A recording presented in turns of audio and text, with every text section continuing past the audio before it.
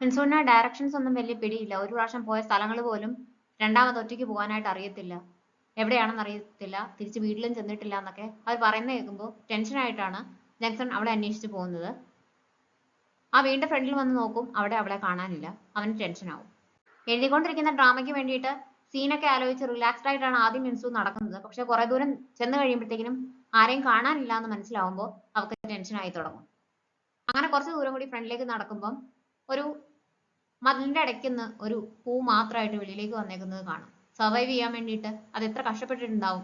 എനിക്കും ഇങ്ങനെ ജീവിക്കണം എന്നൊക്കെ വിചാരിച്ചിട്ട് അവളിങ്ങനെ അതിനെ ഇങ്ങനെ നോക്കിക്കൊണ്ടിരിക്കുന്ന സമയത്ത് ജങ്സൺ അവിടേക്ക് വരും. അവളെ കണ്ട ആശ്വാസത്തില് ജങ്സൺ അവളുടെ അടുത്തേക്ക് ചെല്ലും. യുൻസുവിന് അറിയത്തില്ലല്ലോ ആരെങ്കിലും അവളെ അന്വേഷിച്ച് വരികയാണെന്ന്. മതിലിൽ കൂടി ഒരു നിഴൽ അവളുടെ അടുത്തേക്ക് വരുന്നത് മാത്രമേ അവൾ കാണുന്നുള്ളൂ. അവൾ പേടിച്ച് നിലവിളിക്കും.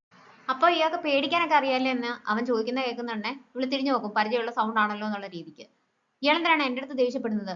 ഞാൻ എത്ര പേടിച്ചു പോയി എന്നറിയാമോ? ഞാൻ എത്രാമത്തെ പ്രാവശ്യമാണ് ഇതേ സ്ഥലത്ത് തിരിച്ചു വരുന്നതെന്ന് അറിയാവോ? ഇയാളെ കണ്ടപ്പോ എനിക്ക് സത്യം പറഞ്ഞ ആശ്വാസമായി എന്നൊക്കെ അവള് പറയുമ്പോഴത്തേക്കിനും ഇവനിങ്ങനെ മിണ്ടാതെ നോക്കിക്കൊണ്ടിരിക്കും. അവള് നന്നായിട്ട് പേടിച്ചിട്ടുണ്ടായിരുന്നു എന്ന് മനസ്സിലാവും. അവരെല്ലാവരും നമുക്ക് വേണ്ടിയിട്ട് വെയിറ്റ് ചെയ്യുകയാണ്. 3 മണിക്കൂറായിട്ട് ഞങ്ങൾ ഇയാളെ നോക്കി നടക്കുമായിരുന്നു എന്ന് പറയും.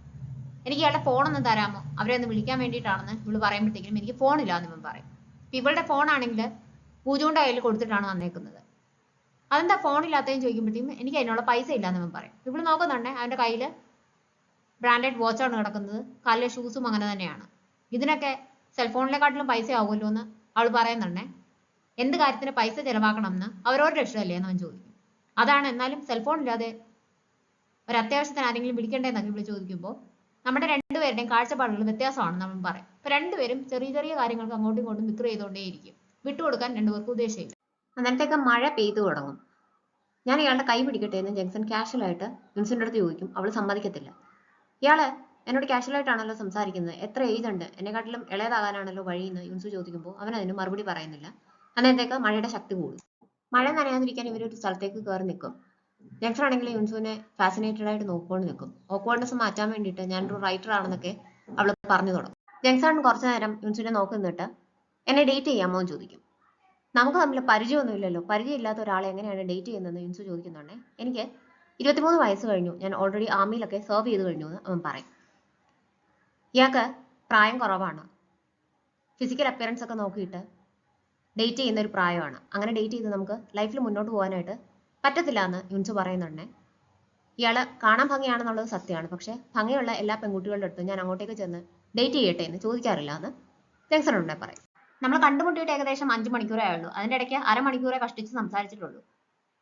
ഇയാൾക്ക് ലവ് അറ്റ് ഫസ്റ്റ് സൈറ്റ് ആണെങ്കിൽ ഒരുപക്ഷെ അത് ഫിസിക്കൽ അട്രാക്ഷനും ആവാം. അത് ഡേഞ്ചറസ് ആണ്. അങ്ങനെ നമുക്ക് ഡേറ്റ് ചെയ്ത് മുന്നോട്ട് പോകാനായിട്ട് പറ്റത്തില്ല എന്ന് പറയുന്നുണ്ട്. അതുകൊണ്ടാണ് ഞാൻ ഇത് ലൈറ്റ് ആയിട്ട് എടുക്കാത്തത്. ഞാൻ സീരിയസ് ആണെന്ന് ജങ്സൺ അവളുടെ അടുത്ത് പറയും. ഞാൻ കുറെ കാലം മുമ്പായിരുന്നു കുറച്ചും കൂടി യങ്ങർ ആയിരുന്നെങ്കിൽ ഒരു പക്ഷേ ഇയാളുടെ ഈ സഡൻ പ്രപ്പോസല് ഞാൻ അക്സെപ്റ്റ് ചെയ്തേനെ. ഇതിപ്പോ അതല്ലല്ലോ സ്ഥിതി എന്ന് പറഞ്ഞിട്ട് അവളിങ്ങനെ കാഷ്വലായിട്ട് കളിയായിട്ട് പറഞ്ഞിട്ട് അവിടുന്ന് പോകാനായിട്ട് തുടങ്ങും. ആ വക കാര്യങ്ങളൊന്നും ചിന്തിക്കാതെ ഞാൻ പറഞ്ഞ കാര്യം ഒന്ന് കൺസിഡർ ചെയ്യാൻ പറ്റുമോ എന്ന് ജങ്സൺ അവളുടെ അടുത്ത് ചോദിക്കും.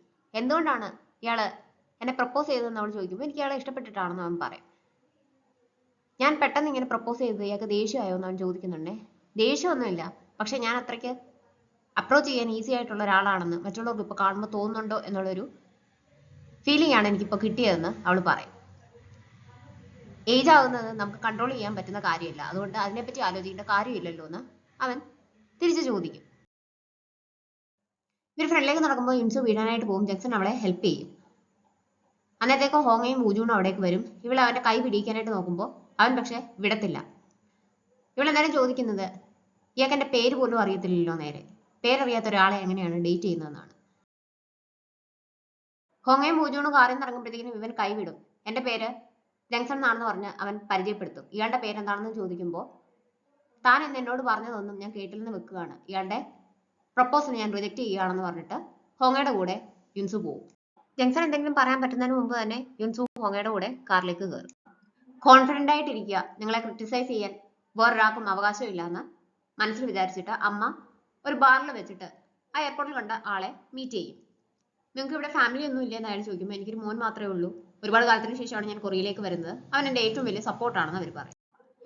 ഒരു മർഡർ സീൻ എഴുതിക്കൊണ്ടിരിക്കുകയായിരുന്നു അവരുടെ ഡ്രാമയ്ക്ക് വേണ്ടിയിട്ട് മെയിൻ റൈറ്റർ. അവർ എഴുതി കഴിയുന്നുണ്ട്, എല്ലാവരും അവരെ അപ്രീഷിയേറ്റ് ചെയ്യും. പക്ഷേ യുൻസു മാത്രം അവരെ ക്രിട്ടിസൈസ് ചെയ്ത് സംസാരിക്കും. ഇത് മെയിൻ റൈറ്റർക്ക് ഇഷ്ടപ്പെടുന്നില്ല. ഇതുകൊണ്ടാണ് ഇയാൾ രക്ഷപ്പെടത്തില്ല എന്ന് ഞാൻ ഇടയ്ക്കിടയ്ക്ക് പറയുന്നത്. ഇയാളൊരു അമച്വർ റൈറ്റർ മാത്രമാണ്. ഞാനാണ് മെയിൻ റൈറ്റർ. എനിക്ക് എക്സ്പീരിയൻസ് ഉണ്ട്. എല്ലാ കാര്യങ്ങളും എനിക്ക് പറഞ്ഞ് മനസ്സിലാക്കി തരാനൊന്നും പറ്റത്തില്ല.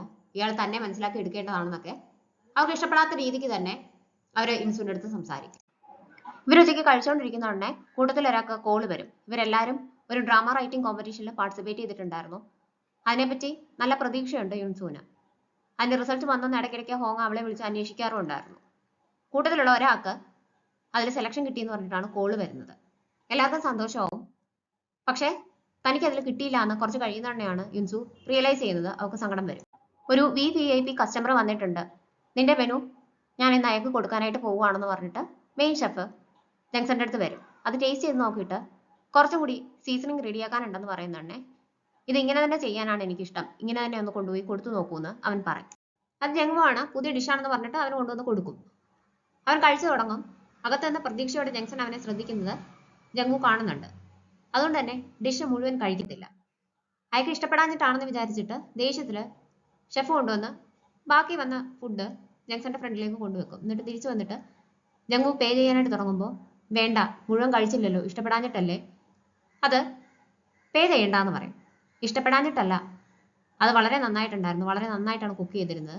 ഈ രീതിക്ക് കുക്ക് ചെയ്താലേ അതിന്റെ മുഴുവൻ ടേസ്റ്റ് അറിയാനായിട്ട് പറ്റത്തുള്ളൂ. പക്ഷേ അത് മുഴുവൻ കഴിക്കുവാണെങ്കിൽ എനിക്കത് എൻ്റെ പ്രൈഡിനെ ഹേർട്ട് ചെയ്യുന്നതായിട്ട് തോന്നും. അതുകൊണ്ടാണ് കഴിക്കാഞ്ഞതെന്ന് രഹസ്യമായിട്ട് മെയിൻ ഷെഫിൻ്റെ അടുത്ത് പറയും. അയാൾക്കത് കേൾക്കുമ്പോൾ സന്തോഷവും. ഞാൻ ഷെഫിനെ ഇത് ചെന്ന് അറിയിക്കാം, പുതിയൊരാളാണ് ചെയ്തതെന്ന് പറയും. അതെനിക്കറിയാം, ഞാൻ തന്നെ നേരിട്ട് അയാളോട് പറഞ്ഞോളാം.